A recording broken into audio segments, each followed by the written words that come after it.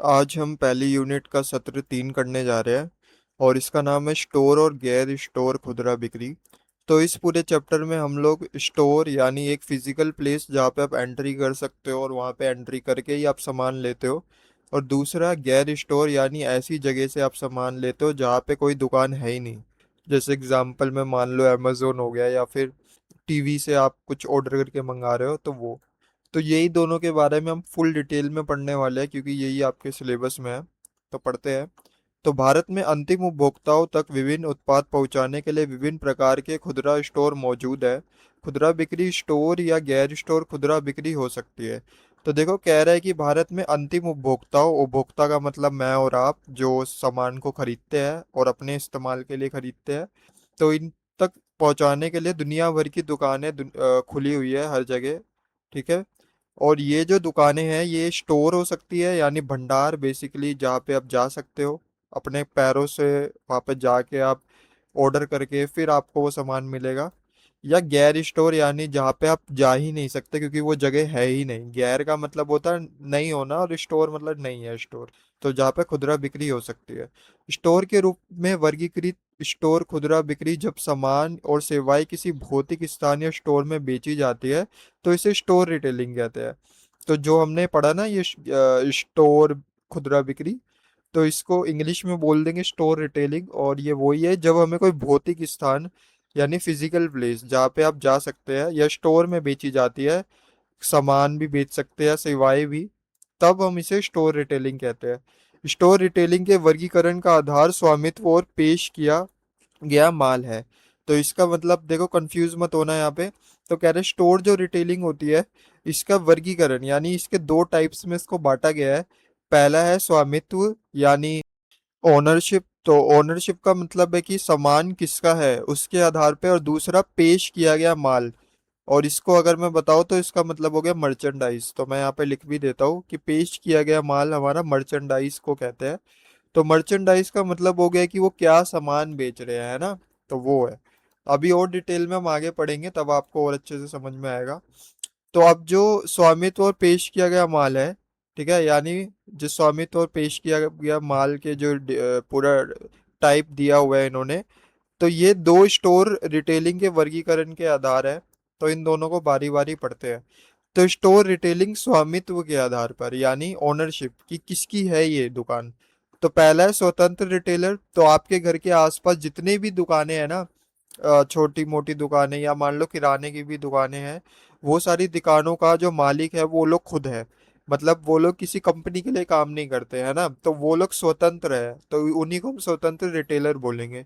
तो एक व्यक्ति जो परिवार के सदस्यों या सहायकों के साथ स्वामित्व और संचालन करता है। ठीक है।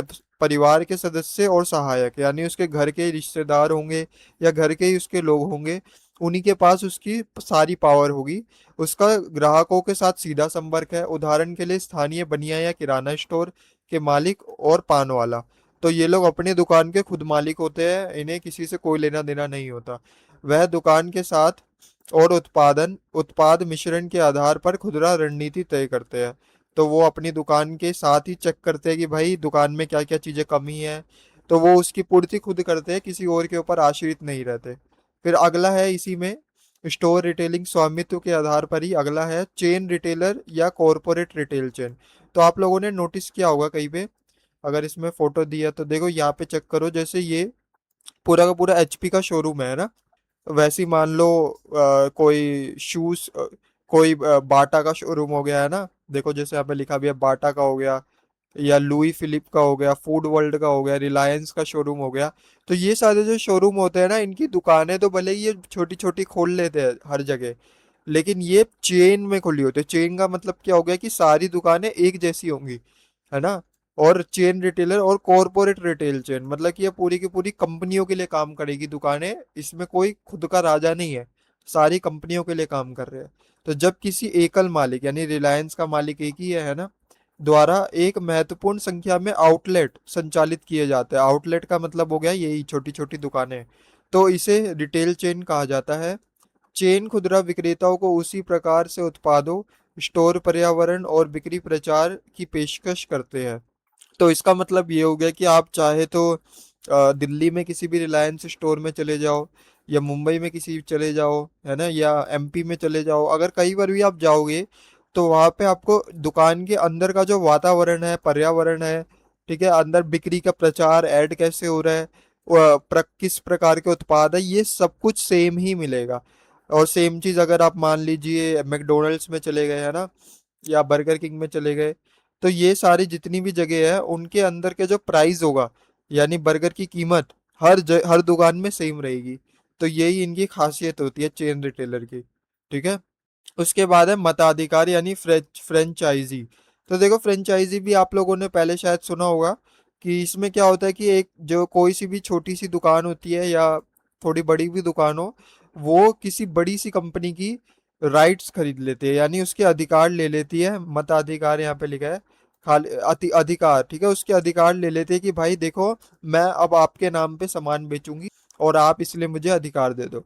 तो एक फ्रेंचाइजी, एक कंपनी, फ्रेंचाइजर, ठीक है, एक बड़ी कंपनी होगी, और स्टोर के मालिक जो कि फ्रेंचाइजी होगा, के बीच एक कानूनी अनुबंध है, यानी कानूनी पूरा लॉ इन्होंने बनाया है, जो स्टोर मालिक को एक स्थापित नाम के तहत, स्थापित नाम का मतलब मान लीजिए वो कोई सी भी कंपनी हो सकती है, मैकडोनल्ड हो गया, है ना, कुछ भी हो सकता है, के तहत व्यापार करने की अनुमति देता है। उदाहरण के लिए मैकडोनल्ड्स, पिज्जा हट और वैन हसन। ठीक है। तो इसमें आपने नोटिस किया होगा कि जो मैकडोनल्ड का जो दुकान होता है, वो हर एक जगह पे ना अलग अलग शेप, अलग अलग साइजेस में आता है ना। कोई दुकान काफी बड़ी होती है, फर्स्ट फ्लोर सेकंड फ्लोर भी होता है, कोई दुकान छोटी होती है। तो और कभी आप मॉल में देख लो, मॉल के अंदर भी होती है ना मैकडोनल्ड्स, पिज्जा हट, ये सब। तो वो लोग क्या करते हैं, वो लोग सीधे फ्रेंचाइजी ले लेते हैं, और फ्रेंचाइजी लेके अब उनको सामान डायरेक्ट कंपनी उपलब्ध कराएगी, और वो डायरेक्ट कंपनी से ही सामान सारा का सारा लेके लोगों को बेचेंगे। अगला, उपभोक्ता सहकारी समितियां। तो देखो ये काफी इंटरेस्टिंग है। तो इसमें ऐसा है कि एक उपभोक्ता सहकारी समिति सदस्य ग्राहकों द्वारा संचालित एक खुदरा स्टोर है। तो इसमें बेसिकली होता क्या है कि आसपास के जितने भी लोग होंगे ना, वो आपस में मिलेंगे, वो एक पूरी की पूरी कम्युनिटी यानी पूरी की पूरी समिति बनाएंगे, और उसमें वो सामान बेचेंगे एक दूसरे को।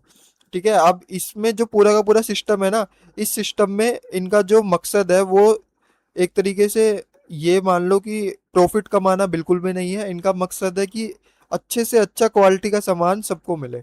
तो इस प्रकार काफी हद तक असंतुष्ट उपभोक्ताओं के कारण उत्पन्न होता है। तो देखो ये कब होगा, जब मान लो आपके आसपास आपको कोई भी अच्छे कपड़े की दुकान नहीं मिल रही, कोई भी अच्छे जूते की दुकान नहीं है, इलेक्ट्रॉनिक्स की दुकान नहीं है, तो आप क्या करेंगे, आप खुद का कोई बाजार बना लेंगे, और वहां पे आपके पास जो अच्छी चीजें हैं लेकिन आपको इनकी जरूरत नहीं है, तो आप वहां पे जाके बेच सकते हैं।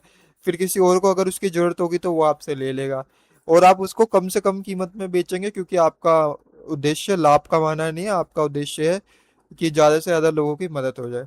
तो जिनकी आवश्यकता मौजूदा खुदरा विक्रेताओं द्वारा पूरी नहीं की जा सकती, है ना, जो मौजूदा मतलब जो वहाँ पे दुकान वाले हो गए, उनसे उनकी पूरी नहीं हो पा रही चीजें। तो उदाहरण के लिए मुंबई में अपना बाजार आदि। उसके अलावा अब आ जाओ स्टोर खुदरा बिक्री की पेशकश के आधार पर। तो सुविधा भंडार, तो इसका मतलब होगा कि अब हम मर्चेंडाइज के हिसाब से देखेंगे कि मर्चेंडाइज यानी कि उस क्या सामान बेच रहे हैं उसके आधार पे। तो पहला है सुविधा भंडार। तो आप लोगों ने सुना होगा ना, कन्वीनियंस स्टोर, उसी को बोलते हैं सुविधा भंडार।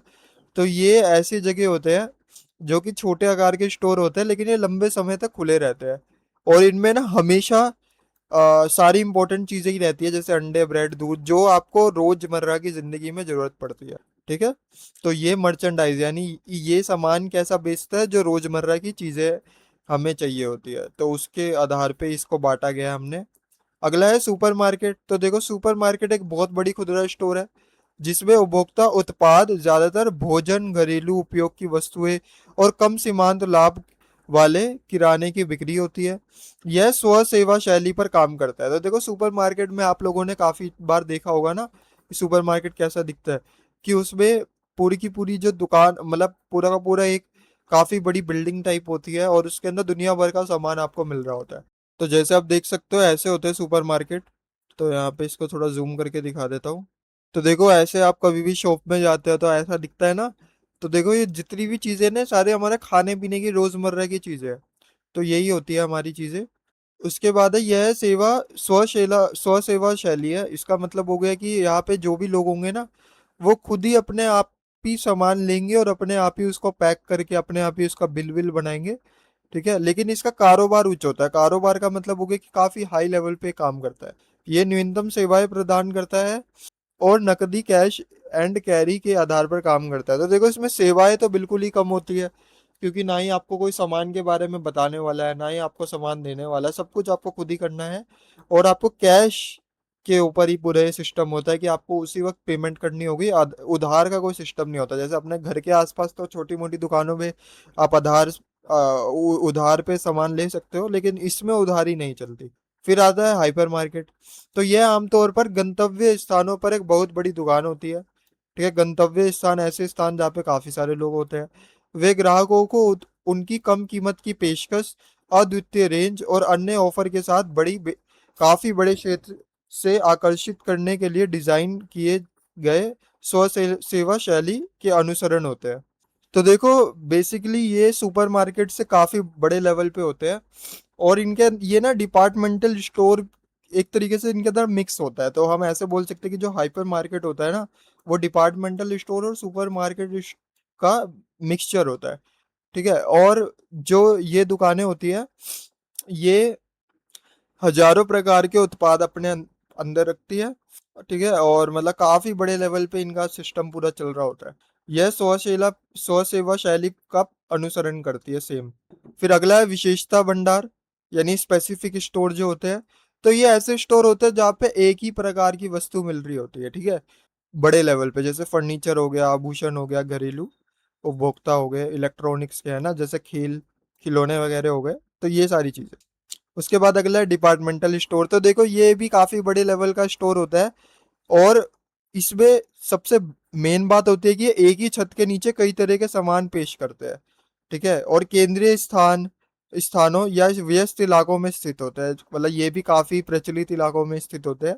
ठीक है, और इनका नाम डिपार्टमेंटल की होता है क्योंकि पूरे के पूरे स्टोर को ना विभिन्न विभागों में ना इनको बांटा जाता है माल के आधार पे। जैसे कोई मान लो शूज का डिपार्टमेंट हो गया, कोई कपड़े का डिपार्टमेंट हो गया, कपड़े में भी मेल फीमेल है ना, टोडलर। तो इन इन सब का अलग अलग पूरा विभाग बना होता है। हर सामान का, खिलौने का अलग से विभाग। और वे इन दुकानों के अंदर रेस्तरां स्थापित करते हैं और होम डिलीवरी सेवाएं भी प्रदान करते हैं। तो ये क्या करते हैं, ये अलग डिपार्टमेंटल स्टोर के अंदर ना दुनिया भर की अलग अलग लेवल की स्टोरें और भी लगी होती है, और ये होम डिलीवरी तक देते हैं। ठीक है, तो ये भी काफी बड़े लेवल पे होती है ना इनकी। तो मतलब इसको समझ लो मॉल टाइप होते हैं ये, कि मॉल के अंदर काफी तरह की दुकानें होती है ना, वैसी। और मॉल के अंदर मान लो आप एचपी के शोरूम में चले जाते हो, तो एचपी होम डिलीवरी भी देगा आपको। तो वो मॉल वाला होम डिलीवरी नहीं दे रहा, वो एचपी दे रहा है। तो इसलिए डिपार्टमेंटल स्टोर के अंदर जो भी अलग अलग विक्रेता होंगे, उन विक्रेता के अपने अलग अलग सिस्टम हो सकता है। फिर है कैटलॉग शोरूम। तो देखो कभी कभी ऐसी दुकानें आपने देखी होंगी जो काफी छोटी होती है, क्योंकि उनके अंदर सामान होता ही नहीं है। उनके अंदर बस आपको फोटो दिखा देंगे, फोटो के साथ उस जो भी सामान होगा उस सामान के बारे में बता देंगे कि भाई ये सामान से आपको ये चीजें मिलेंगी। जैसे मान लीजिए कोई गुड्स का सामान हो गया, house ware, consumer electronics, electronic का दुकान है। आप गए वहां पे, आपको कंप्यूटर लेना था, पर कंप्यूटर की वो आपको फोटो दिखा रहा है। फिर आप कोई भी कंप्यूटर पसंद करोगे तो तब जाके वो अपने गोदाम में से उसको निकाल के आपको दिखाएगा, पहले से नहीं दिखाएगा। तो एक ग्राहक शोरूम का दौरा करता है और आइटम की को कोड संख्या के उल्लेख करते हुए कैटलॉग का उपयोग करता है, और उत्पादों की अपनी पसंद बनाता है, और फिर वो इन्हीं पसंद के आधार पे उसको बेचेगा। ठीक है, अभी तक हमने पढ़ा था स्टोर रिटेलिंग, यानी दुकान के आधार पे हो रहा था सब कुछ, कि दुकान पे आप गए और वहां पर ही सब कुछ हो रहा है। अब आ जाओ नॉन स्टोर रिटेलिंग। जब वस्तुओं और सेवाओं को भौतिक स्थान या स्टोर के बिना बेचा जाता है ना, मतलब कि वहां पे कोई फिजिकल स्पेस नहीं है और वैसे ही आप वस्तुओं और सेवाओं को बेच रहे हैं, तो इसे गैर स्टोर खुदरा बिक्री कहा जाता है। नॉन स्टोर रिटेलिंग उपभोक्ता के साथ सीधा संबंध रखती है। इसका मतलब हुआ कि जो दुकानदार होगा ना, मतलब जो असली में बेच रहा है सामान, वो डायरेक्ट उपभोक्ता से अपना रिलेशन बना के रखेगा। मतलब डायरेक्ट उपभोक्ता को ही वो सामान बेचता है। गैर स्टोर खुदरा बिक्री का वर्गीकरण व्यक्तिगत संपर्क और प्रत्यक्ष प्रतिक्रिया विपणन में किया जाता है। देखो काफी इजी चीजें हैं, आगे इसको डिटेल में आपको बताता हूँ। तो पहले है प्रत्यक्ष व्यक्तिगत संपर्क। तो देखो इसमें क्या होता है, इसमें ना डायरेक्ट आपके पास बंदे आएंगे और वो आपको बताएंगे कि यार देखो ये सामान है, और आपको पसंद करना होगा उसी वक्त। अगर आपको पसंद आएगा तो डायरेक्ट आमने सामने ही वो आपको सामान बेच देगा। जैसे डोर टू डोर आता है ना, कि आपके घर पे आ जाएंगे एकदम से और आपको अलग अलग चीजें दिखाने लग जाते हैं। तो डायरेक्ट सेलिंग में अंतिम उपभोक्ता के साथ आमने सामने डायरेक्ट संपर्क होता है। उदाहरण के लिए सौंदर्य प्रसाधन जैसे कॉस्मेटिक के लोग आ जाते हैं, ज्वेलरी वाले आ जाते हैं, घरेलू उपकरण के आ जाते हैं ना, शैक्षिक सामग्री आ गए, पोषण संबंधी उत्पाद आ गए। तो आदि इस प्रकार के खुदरा बिक्री पार्टी की योजना या मल्टी लेवल नेटवर्क का अनुसरण करते हैं। वे किसी पार्टी या ग्राहकों को आमंत्रित करने पर प्रदर्शन करते हैं और मास्टर डिस्ट्रीब्यूटर्स की तरह काम करते हैं, जो अपने ग्राहकों को कमीशन के आधार पर नियुक्त करते हैं। ठीक है, तो इसमें क्या करते हैं, जैसे मान लो आपके एरिया पे कभी कभी आ नहीं जाते हैं, जैसे कंबल बेचने वाले आ जाते हैं कि वो आपके बाहर कॉलोनी में ही बाहर ही अपना बिछा देंगे और चिल्ला चिल्ला के बुलाने लग जाएंगे आपको।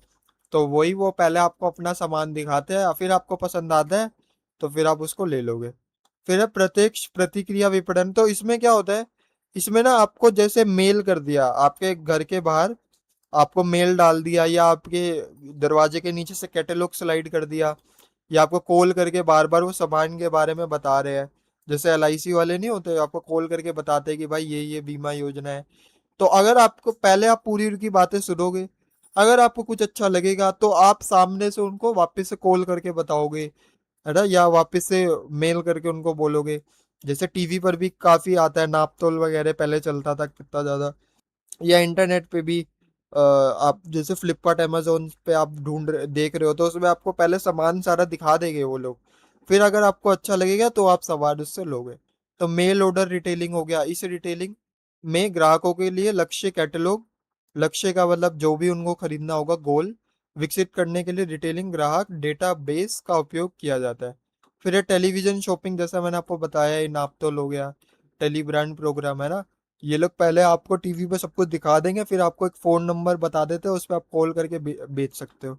फिर है ई शॉपिंग। ई शॉपिंग यानी फ्लिपकार्ट अमेजोन मिंत्रा ये सारे जो होते हैं ना, इनके ऊपर एक तरीके से इलेक्ट्रॉनिक माध्यम से शॉपिंग की। इसमें कोई दुकान नहीं है, आप खाली डायरेक्ट ग्राहक, डायरेक्ट आप उत्पादक से सामान देखते हो, और आप यानी ग्राहक उस उत्पादक से सामान ले लेता है वेबसाइट के माध्यम से, है ना, डायरेक्ट। उसके बाद है अगला टेली मार्केटिंग। तो यानी जो कॉल कर करके आपको सेवाओं और उत्पादों के बारे में बताने की कोशिश करते हैं वो। तो अब आ जाते हैं आखिरी टॉपिक पे, जो कि है स्टोर रिटेल और नॉन स्टोर रिटेल के बीच के अंतर। तो देखो अब ये तक हमने जो पढ़ा कि स्टोर रिटेल और नॉन स्टोर रिटेल में क्या अंतर है। पहला यही है कि वस्तु और सेवाओं को भौतिक स्थान या स्टोर में बेचा जाता है स्टोर रिटेल में। नॉन स्टोर रिटेल में इसको भौतिक स्थान पे या दुकान पे नहीं बेचा जाता। फिर अगला है वर्गीकरण का आधार, स्वामित्व और माल के पेशकश पे होता है। ठीक है, यानी कि इसमें अपने खुद के मालिक होते हैं, और माल के आधार यानी मर्चेंडाइज कैसा बेच रहे हैं, और इसका जो वर्गीकरण होता है वो प्रत्यक्ष व्यक्तिगत संपर्क और प्रत्यक्ष प्रतिक्रिया विपणन पे होता है। यह उपभोक्ता के साथ एक प्रत्यक्ष संबंध को अपनाता है, यह उपभोक्ता के साथ सीधा संबंध बनाता है। ठीक है, तो इसमें अप्रत्यक्ष था, मतलब इसमें पहले बीच में जो उत्पादक होगा बीच में अपना बिचौलिया रखेगा दुकानदार, फिर वो सामान बेचेगा। पर इसमें कोई बिचौलिया नहीं होता, इसमें डायरेक्ट उपभोक्ता उत्पादक से यानी फैक्ट्री से डायरेक्ट सामान ले रहा है एक तरीके से। फिर एक ग्राहक शोरूम का दौरा करता है और उत्पादों को अपनी पसंद से लेता है, लेकिन इसमें कोई शोरूम कुछ नहीं होता, सीधा फोन या लैपटॉप पे या टीवी से आप सामान को देखते हो, डायरेक्ट उस पे ऑर्डर लगाते हो। फिर रिटेलर उत्पादों की व्यवस्था करता है, और इसमें ज्यादातर कंपनियां डायरेक्ट खुद अपना सामान को व्यवस्था करती है। फिर है मल्टीपल चैनल शामिल होते हैं इसमें, है ना। पहले एक कंपनी आई, कंपनी से थोक विक्रेता आया, थोक विक्रेता से खुदरा विक्रेता आया, फिर आपके पास सामान आया, है ना, यानी कंपनी, फिर होलसेलर, फिर रिटेलर, फिर आप। लेकिन इसमें क्या हो गया, डायरेक्ट कंपनी फिर आप, है ना, बीच में क्योंकि फ्लिपकार्ट अमेजोन आ गए, और वो लोग उतना कुछ चार्ज ज्यादा लेंगे नहीं, तो वो डायरेक्ट आपको सामान दे रहे हैं। तो इसी के साथ ये पूरा का पूरा चैप्टर कंप्लीट होता है। ये लास्ट के दो और भी है, ये भी आप अपने आप से पढ़ सकते हैं, और ये सारे क्वेश्चन आंसर्स हैं, इनको आप आराम से कर सकते हैं। कोई भी क्वेश्चन ऐसा नहीं होगा जिसका आंसर हम ना दे सके। ठीक है, और अब अगले वीडियो में हम लोग इसका सत्र 4 यूनिट 1 का करने वाले हैं। तो तब तक के लिए बाय बाय।